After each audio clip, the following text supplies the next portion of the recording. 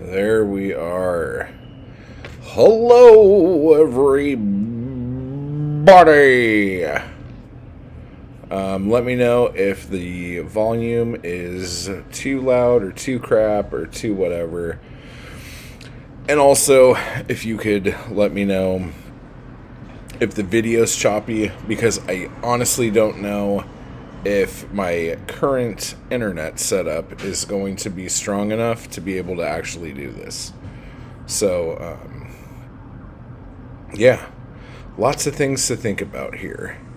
Lots of things to figure out. Let's see, can I do this and then do this? Oh, this is going to work out just right here. Oh, wait, no, it's not going to let me do it. Okay, can I do this? I can, and I did. That is fancy. So I hope you guys are all doing well today while I try to figure out how to do this stuff. Is this actually looking right? Okay. I'm getting a bunch of comments from YouTube saying that my resolution size is not correct. But how would they know? So yeah, so there's that. So, yep, it looks like I am alive and moving on there. So that's good. So, I actually have a lot of stuff to talk about today, besides this being the last day to be able to pre-order Dead Dame Curse, the new Hank Bradshaw mystery. And then it will be more expensive, but you will be able to read it right away. So there is a toss-up there, which I completely understand.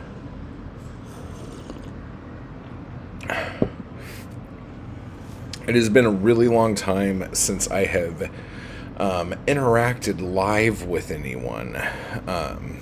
So if you're around, go ahead and drop some comments in.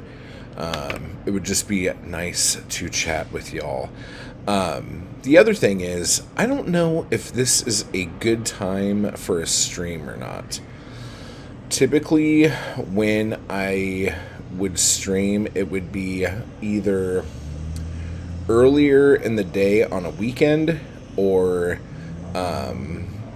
later in the evening. And since I'm on the West Coast, I would usually try to do around 6:30 or 7 for my streams on weekdays.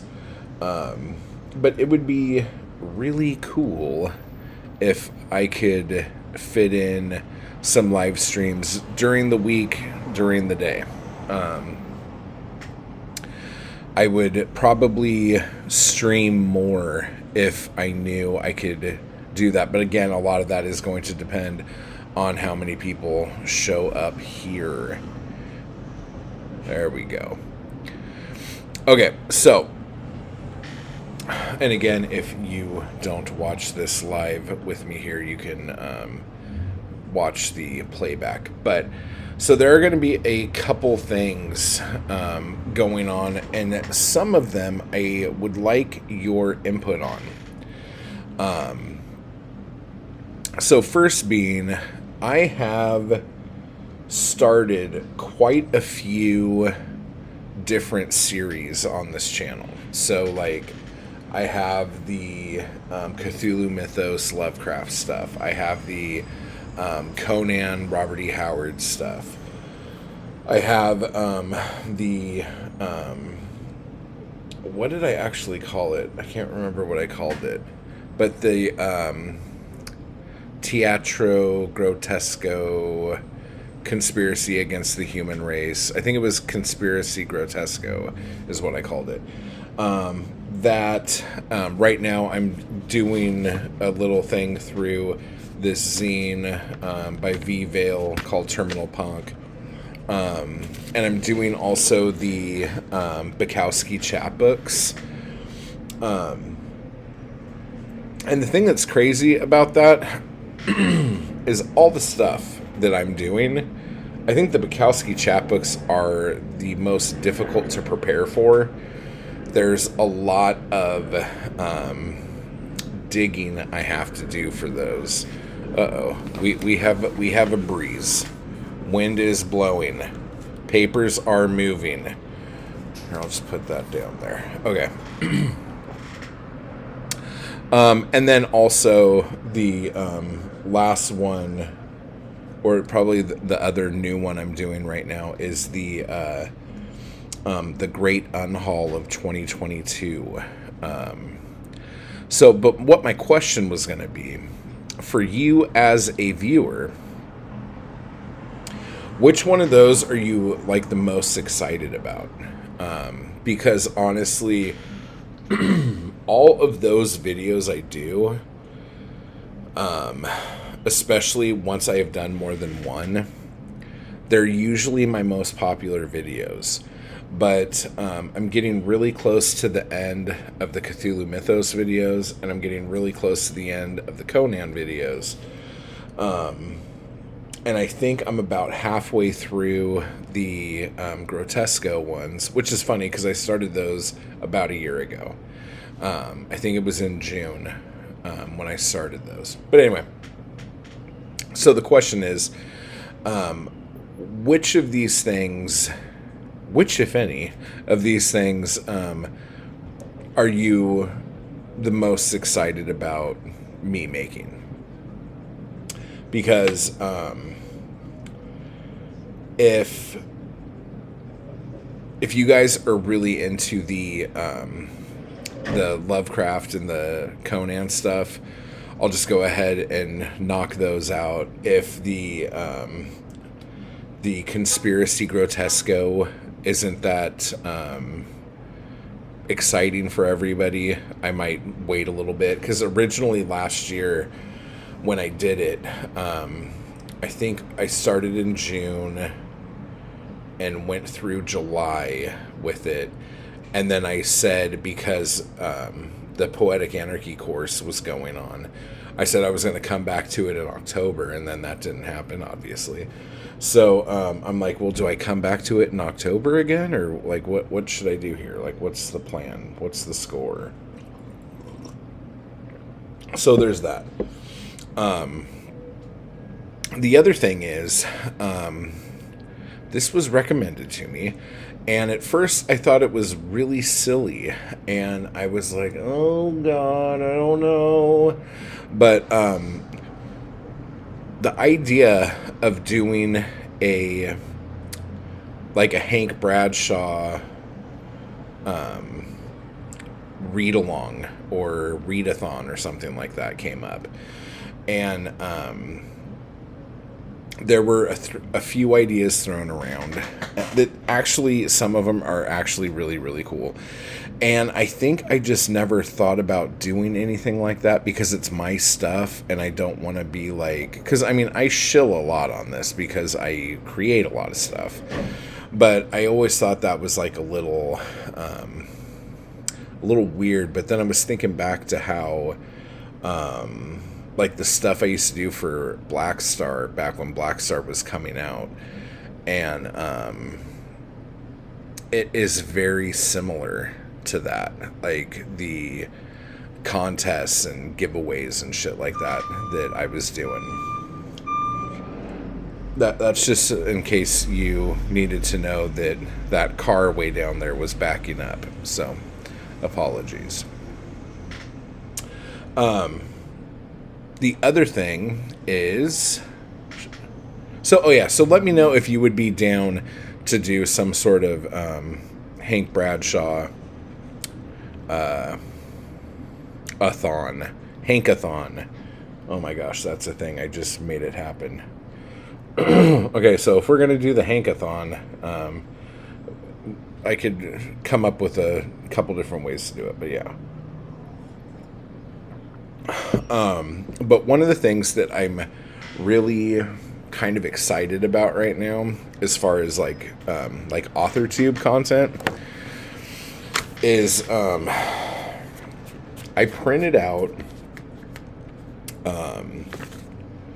this chapbook, this zine chapbook thing, that it's an old story of mine. And because this is a different computer than the computer I wrote all of these on, because this was written in like 2013, I think, and originally published back then. I have files of that story, but because of just how I keep records and stuff like that, I had no idea which file was the edited file, the final file, all this other stuff. And I was looking and looking and looking, and I was having to like pull attachments off of emails and everything from like 9 years ago or whatever, trying to find what I was looking for. And I know that on different times that it was released originally on Kindle in just an ebook, like a single ebook. Then it was released in a collection that was also a Kindle ebook collection. Then it was released as a chapbook. And then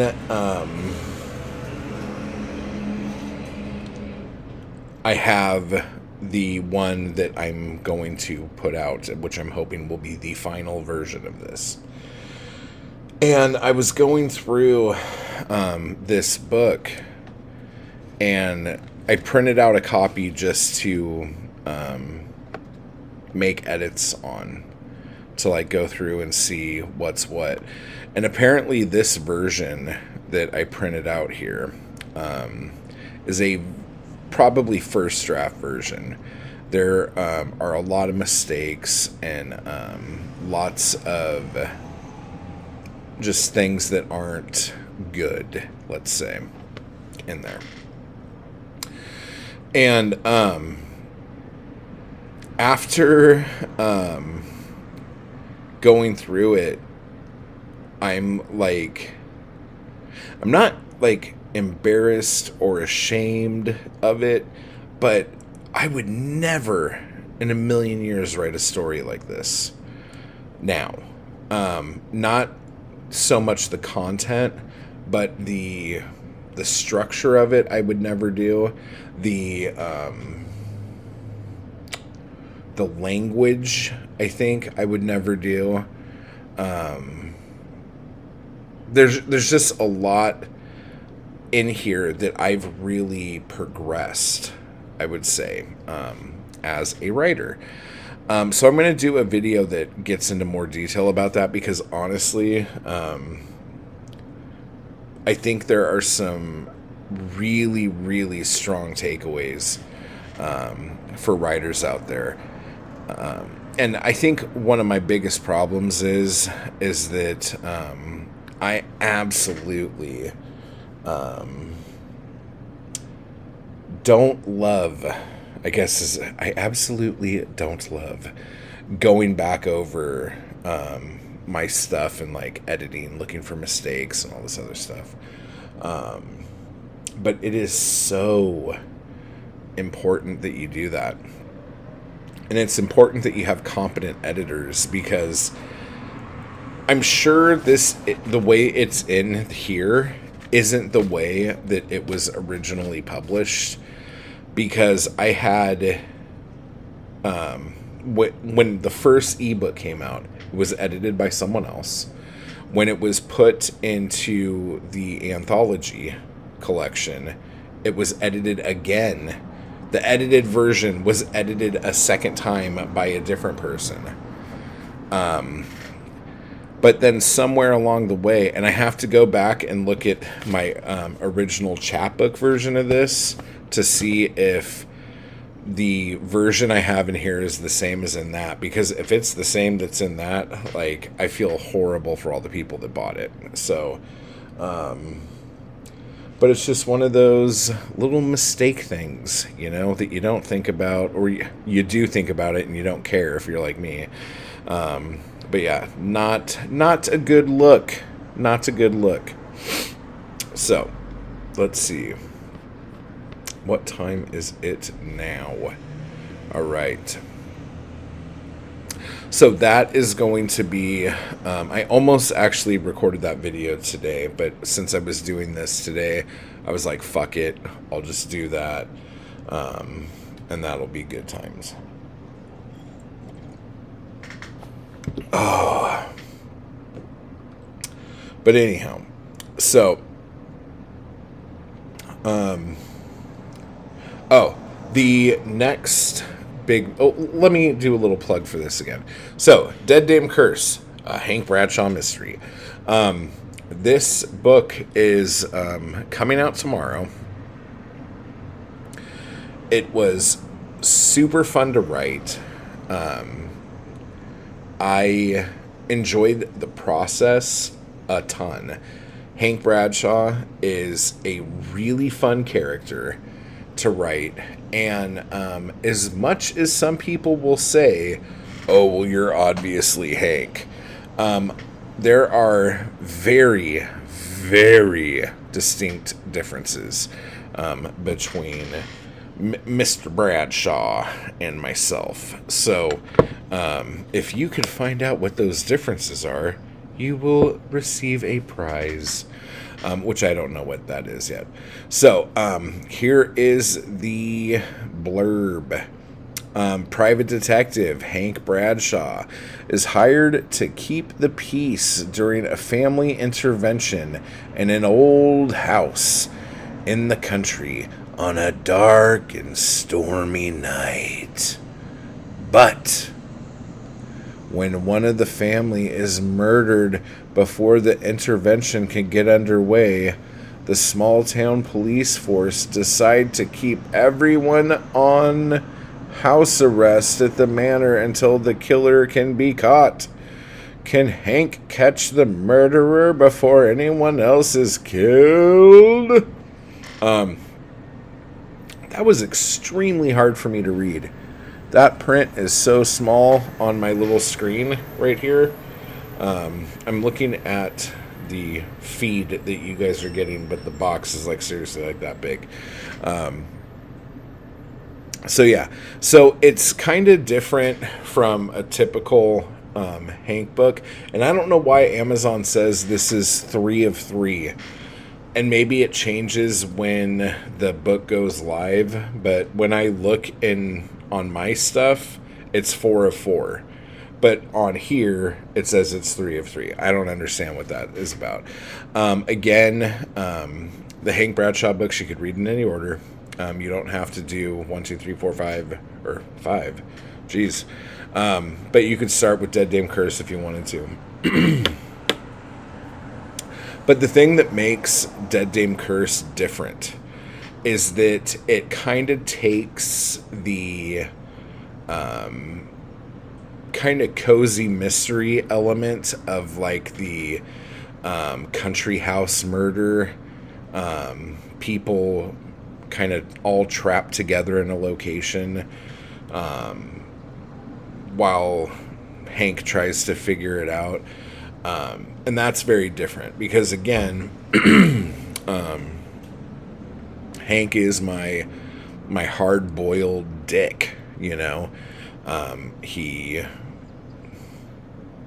drinks a lot, he eats a lot, he fights a lot, he philanders a lot, all those things.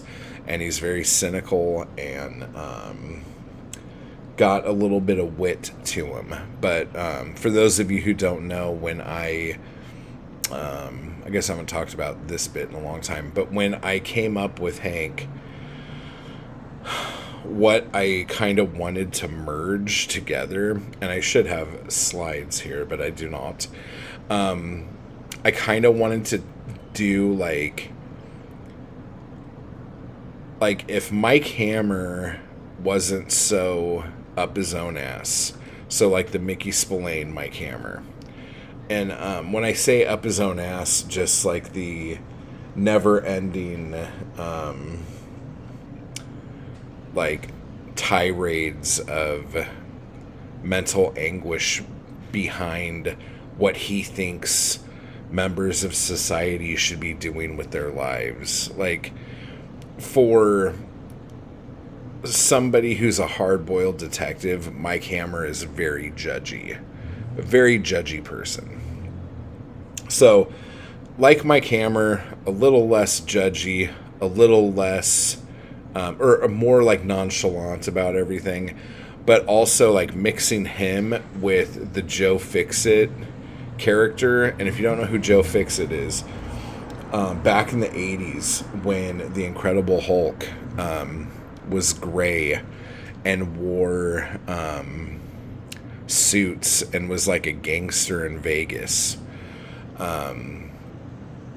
that's kind of how I've always seen Hank, like that, like kind of ridiculous in the sense of he's about to like bust through all of his suits, and just very much not clumsy, but like in the way. And if there's anything about Hank that I feel like that's a part of me, that's fucking a part of me. Like every fucking where I go, I feel like I'm in everybody's way. So that's just another thing there. But also, and then if you want to have like a look for him on top of that, if you look at Batman the Animated Series from the 90s, kind of what Harvey Bullock looks like on that. So if you take Harvey Bullock from the animated series, Joe Fixit, and Mike Hammer, and like smush all those guys together, that would be very, very close to how I see Hank and why he's so much fucking fun to write. He's so fun to write. But yeah, so the difference between all of this stuff is that Dead Dame Curse, he's with a bunch of affluent people. So society-wise, he's completely out of place. And then he's forced to stay in that situation. And in other stories, whether it's the short stories or the other like books, he just like fucking goes and gets answers. Like if something's not right, he will fucking just go somewhere, like beat the shit out of a bunch of people, get whatever fucking information he needs, and then moves on to the next part. He's very much that way. And in this story, he can't really do that. Typically, because in the other books, there's usually always like a string of people who are connected somehow to whatever's going on. And so you just keep hitting each rung of the ladder or link in the chain. And in this, you don't really have that. And so there's this like teeter-totter of Hank either waiting for the killer to slip up and him actually having to detect. And I think the detection aspect of this book is probably stronger than any of the other Hank stuff. So I, as a proud papa, I'm very happy about how that worked out. That worked out really fucking well. So that was really good. Let me see if I could do this real quick while I try to fix what's going on over here. It is loud. Is it loud here for you guys?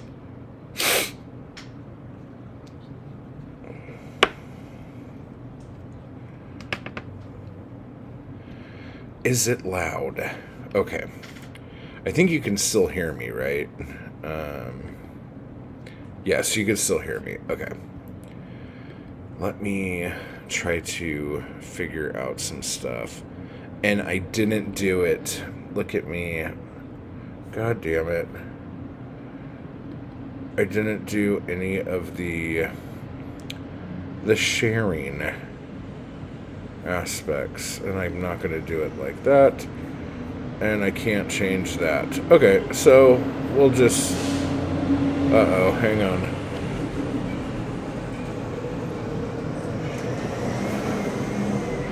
It's any day of the week, so obviously there's a trash truck driving by very slowly.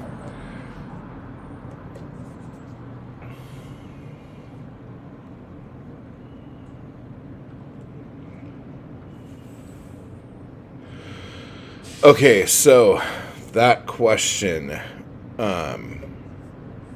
is there going to be a paperback version of this book? There will be, but again, this is one of those things that is going to take me a bit. I'm having to do all of the formatting and everything myself, and I bit off a little more than I can chew, guys. Because I decided, oh, you know what, fuck it. I was trying to be good, but I'm just not going to be good. So there's that. I was biting off more than I can chew. Basically, I have that are up right now on my Amazon page. I have the 5 Black Star books. Okay, so 5, and then 3 Zombie Zero books. So that's 8. Let's see if I could do math in real time here. Then I have the 3 Gavel books. So that's 11. Then I have the 2 Hitman Black books. So that's 13. The 2 Shallow Jallow books. So that's 15. And is that it? Oh, and the 2 Bloodlust books. So that's 17. Okay. So I have those 17 books. Okay, and I decided that I was going to do the paperbacks for all of those right now. And, and I didn't even count the 4 Hank Bradshaw books. So what would that be? So we were at 17? Okay, so 21. So I have 21 books that need paperback versions. I also am putting up, and I tried to do it, and I don't think it worked. Actually, I should probably check. I don't know if it worked or not. So I have those 21 books, okay? Then over here, I have the Poetic Anarchy first volume book, the Weird Mass 25 book, and Fingering the Mundane and The End of Everything.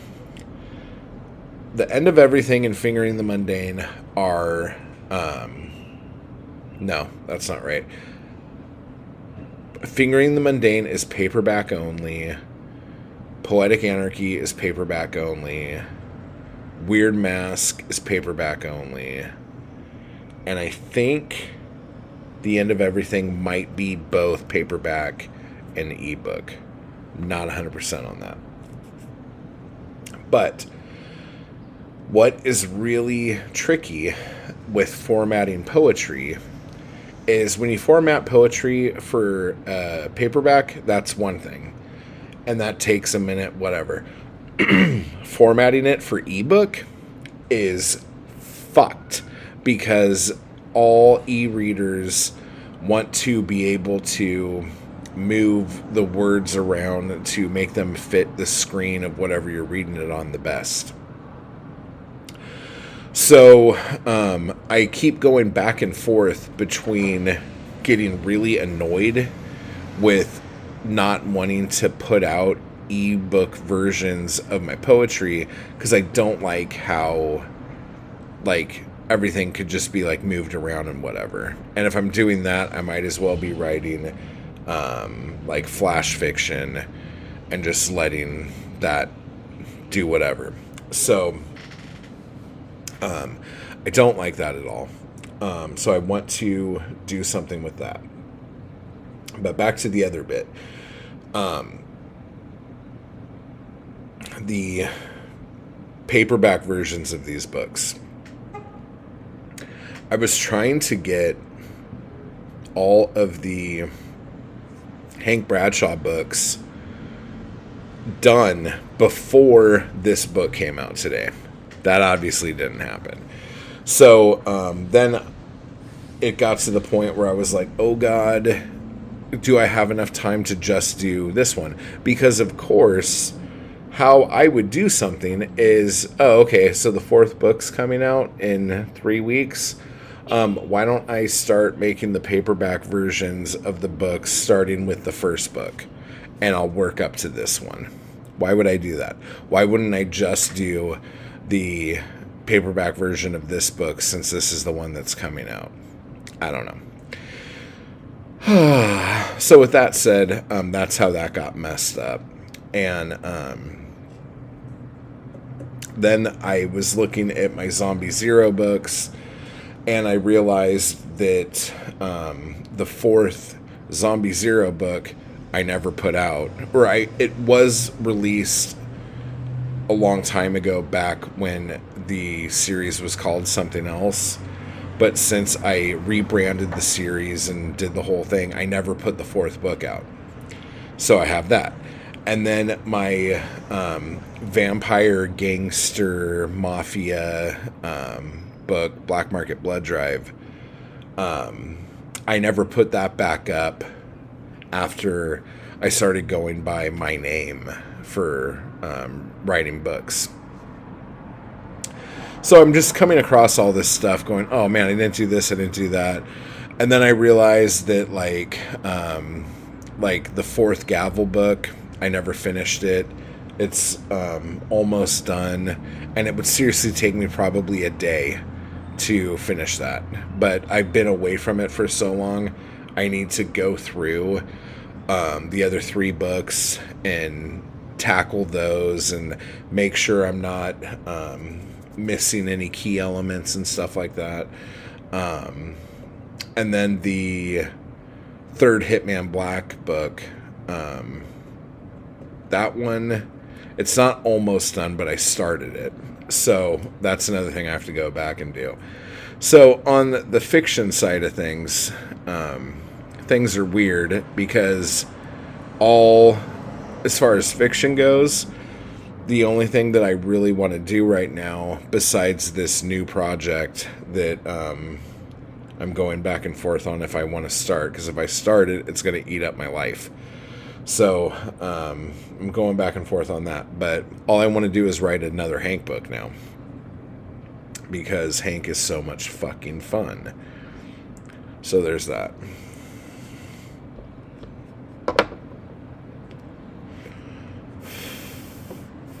I tried to be good.